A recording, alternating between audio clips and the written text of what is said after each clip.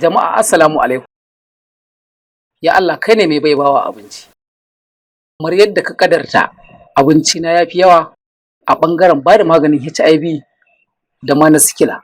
Kuma ni ne shugaban wannan cibiya ta Almubaraka ƙarƙashin Sarkin Aska Abdallah, wacce ta ƙware a ɓangaren bada maganin HIV da na sikila, gani kuma ɗan yaro.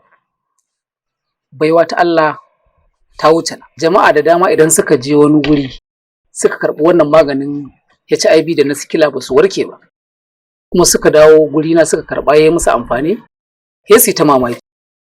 Wannan ba iyawa ta bace, yadda ce daga Allah makaɗaicin sarki. Sannan ba a shan maganin wannan cuta mai karya garkuwar jiki wato HIV ƙasa da wata 3 da kwana 9 a warke, saboda ƙarfin jinyar a jikin mai ita. Sanin adadin lokacin da ake sha ake warkewa sai mutum ya same me yake sani. Sannan maganin HIV na ruwan yana fa da geji da ƙa'ida, ba a shan na ruwan ƙasa da lita 12 mutum ya warke.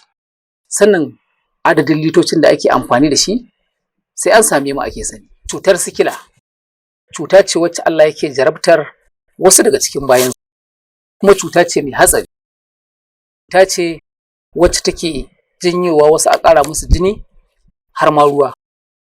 Cutar sikila kariya ko normal, wato cutar emasi, idan mai ɗauke da ita ya sha wannan maganin zai yi mamaki, domin maganin yana da matuƙar ƙarfi.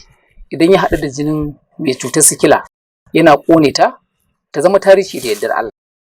Haka idan Allah ya ƙaddara cewar jininka AS, idan ka sha wannan maganin yana ratsa ɓargo da jini, jininka ya koma AA da yardar Allah. Malama Amatullah ya ɗanɗanansa yake.